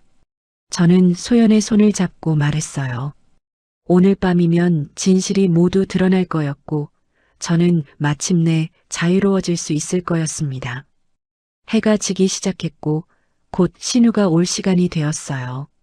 저는 마지막 대결을 위해 마음의 준비를 마쳤습니다. 진실이라는 건 참 무서운 힘을 가지고 있습니다. 저녁 7시 신우가 우리 집 초인종을 눌렀을 때 저는 그걸 절실히 느꼈어요. 그동안 거짓말로 포장되어 있던 모든 것들이 오늘 밤 벗겨질 거라는 확신이 있었거든요. 신우는 평소와 다를 바 없는 표정으로 들어왔어요. 여전히 자신만만해 보였고 뭔가 큰 일이 벌어질 거라는 걸 전혀 예상하지 못하는 것 같았습니다. 오빠, 무슨 급한 일이라고 그래? 신우가 소파에 앉으며 말했어요. 그 여유로운 모습을 보니 제가 더욱 분개했습니다. 그동안 저희 가족을 속이고 이용해왔으면서도 아직까지 당당한 모습이었거든요. 남편은 심각한 표정으로 신우를 바라봤어요. 루이야, 우리 진지하게 이야기할 게 있어. 무슨 이야기? 신우의 목소리에는 약간의 경계심이 섞였어요. 평소 남편의 말투와 다르다는 걸 느낀 것 같았습니다. 소연이 제 옆에 앉으면서 휴대폰을 꺼냈어요. 오늘의 주인공은 바로 그 작은 기계 안에 들어있는 영상들이었습니다. 신우야, 내가 그동안 한 일들에 대해서 이야기해야겠어. 남편의 말에 신우는 어리둥절한 표정을 지었어요. 내가 뭘 했다는 거야? 직접 보여주는 게 낫겠어. 남편이 소연에게 눈짓을 했어요. 드디어 진실을 공개할 시간이 온 거였습니다. 소연은 휴대폰 화면을 신우에게 보여주기 시작했어요. 첫 번째 영상은 신우가 열쇠로 문을 열고 들어와서 냉장고를 뒤지는 장면이었습니다. 신우의 얼굴이 점점 굳어졌어요. 이게 뭐야? 고모가 우리 집에 몰래 들어와서 김치 가져가는 영상이에요. 소연이 차분하게 설명했어요. 하지만 이건 시작에 불과했습니다. 두 번째 영상에서는 신우가 거실 서랍을 뒤지고 수술비 봉투에서 돈을 빼내는 모습이 나왔어요. 신우의 얼굴이 창백해졌습니다. 이건 언제? 며칠 전이에요. 고모가 제 수술비에서 25만 원을 가져가셨죠. 소연의 말에 신우는 할 말을 잃었어요. 너무나 명확한 증거 앞에서 변명할 거리가 없었던 거죠. 세 번째 영상은 더욱 충격적이었어요.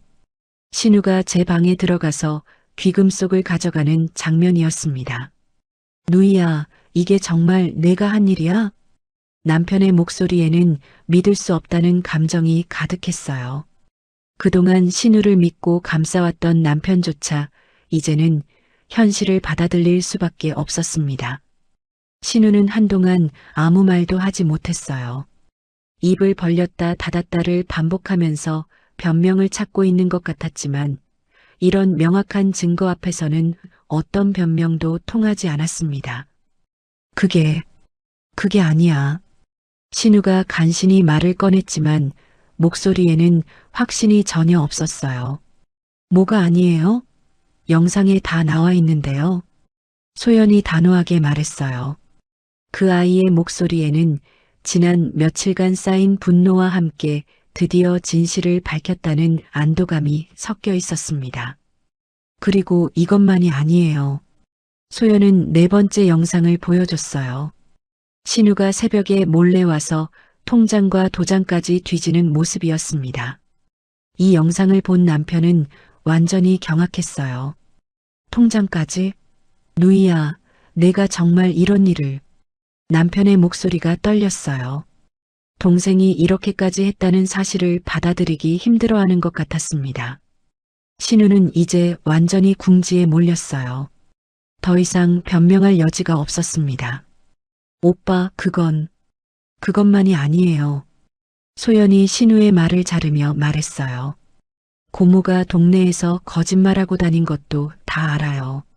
무슨 거짓말? 남편이 물어보자 소연이 동네에서 들은 이야기들을 하나하나 설명하기 시작했어요.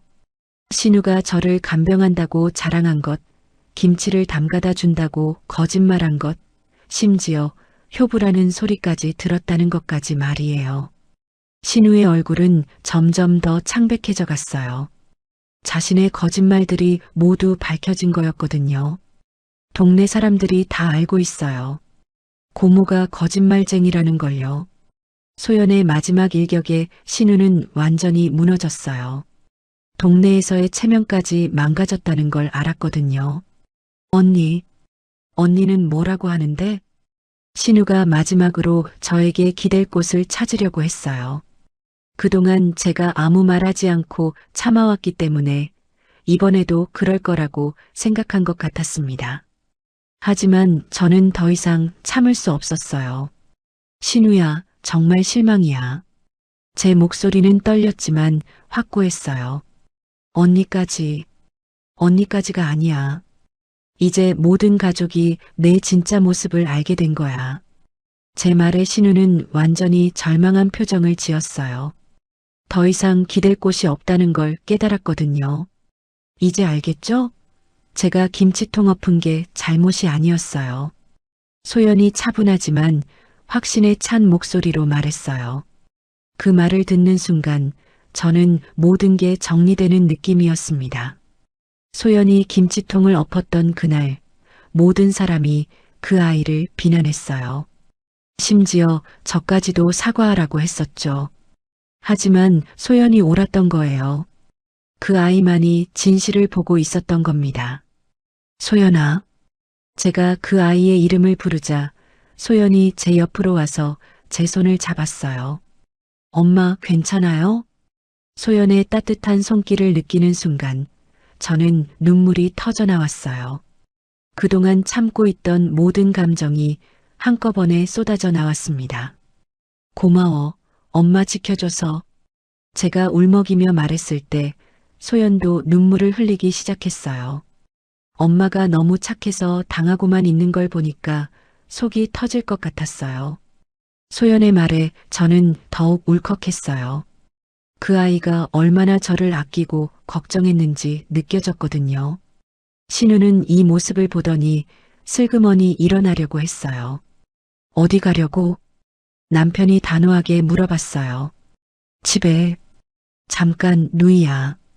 우리 이야기 끝나지 않았어. 남편의 목소리에는 더 이상의 관용이 없었어요. 내가 가져간 돈이랑 귀금속 다 돌려줘야 해. 그건, 그리고 앞으로 우리 집에 오지 마. 열쇠도 당장 반납하고. 남편의 단호한 말에 신우는 더 이상 항변하지 못했어요. 오빠까지 그렇게 말하면, 응, 나도 이제 내 편 안 들어줄 거야. 가족이라고 해서 범죄를 용납할 수는 없어. 남편이 범죄라는 단어를 사용했을 때 신우의 얼굴이 완전히 굳어졌어요. 그럼 나는 이제 어떻게 하라는 거야? 그건 내가 알아서 해. 우리는 더 이상 상관하지 않을 거야. 남편의 냉정한 말에 신우는 결국 포기하고 일어났어요. 알았어. 돈이랑 목걸이는 내일 가져다 줄게. 신우는 그 말을 마지막으로 집을 나갔어요. 돌아보지도 않고 말이에요. 신우가 나간 후 우리 가족은 한동안 조용히 있었어요. 그동안 쌓였던 모든 갈등이 한순간에 해결된 거라 실감이 나지 않았거든요. 정말 끝난 건가? 제가 중얼거렸을 때 소연이 제 손을 더 꽉 잡았어요. 네, 정말 끝났어요. 소연의 확신에 찬 대답에 저는 안도감을 느꼈어요. 소연아, 정말 고마워. 내가 아니었으면 계속 당하고만 있었을 거야. 엄마, 이제 우리 식구끼리 평화롭게 살아요. 소연의 말에 남편도 고개를 끄덕였어요. 그래, 이제 정말로 우리 식구끼리 살자. 그날 밤 저는 오랜만에 편안하게 잠들 수 있었어요. 더 이상 신우가 몰래 들어올까봐 걱정할 필요가 없었거든요. 며칠 후 신우는 정말로 돈과 목걸이를 돌려줬어요. 하지만 사과의 말은 한마디도 없었습니다. 그래도 상관없었어요. 저는 이미 신우를 용서하려고 하지도 않았거든요. 동네 사람들도 진실을 알게 되면서 저를 동정하는 눈빛으로 바라봤어요. 처음에는 부끄러웠지만 시간이 지나면서 별로 신경 쓰이지 않았습니다. 오히려 김할머니는 저에게 와서 말씀하셨어요. 미정 씨, 신우 씨가 그런 사람인 줄 몰랐어요. 앞으로는 조심하세요. 그런 말들을 들으면서 저는 깨달았어요. 진실은 결국 드러나게 되어 있다는 것, 그리고 거짓말로는 오래 갈 수 없다는 것을 말이에요. 소연은 그 후로 더욱 밝아졌어요. 그 아이가 얼마나 스트레스를 받고 있었는지 그때서야 알 수 있었습니다. 엄마, 이제 정말 마음이 편해요. 소연의 말에 저도 같은 마음이었어요. 정말로 마음이 편해졌습니다. 남편도 변했어요. 신우일 이후로 저와 소연에게 더 많은 관심을 보이기 시작했거든요. 앞으로는 내가 더 잘할게. 남편의 약속에 저는 고개를 끄덕였어요. 정말로 새로운 시작이 될 수 있을 것 같았습니다. 지금 생각해보면 그 모든 일들이 저에게는 필요한 과정이었던 것 같아요. 소연이 김치통을 엎었던 그 순간부터 시작된 진실 찾기의 여행이었거든요. 사람은 때로는 참는 것도 미덕이지만 때로는 용기를 내는 것도 필요하다는 걸 배웠습니다. 소연이 보여준 그 용기가 결국 우리 가족을 구해준 거였어요. 그날 바닥에 엎어진 김치는 단순한 음식이 아니었습니다. 그건 저의 오랜 참음이 끝나는 신호탄이었고 새로운 시작을 알리는 봉화였어요. 지금도 가끔 그날 일이 꿈이었으면 좋겠다는 생각이 들 때가 있습니다. 하지만 동시에 진실을 알게 되어서 다행이라는 생각도 해요. 계속 속고 살았다면 더 큰 피해를 당했을지도 모르니까 말이에요. 여러분도 혹시 저와 비슷한 상황에 계신다면 소연처럼 용기를 내시길 바랍니다. 참는 것만이 답은 아니에요. 때로는 진실을 밝히는 용기가 더 소중한 법이니까요. 그 작은 빨간 불빛이 깜빡이던 CCTV처럼 진실의 빛은 언젠가 반드시 어둠을 밝혀줄 거라고 저는 믿습니다.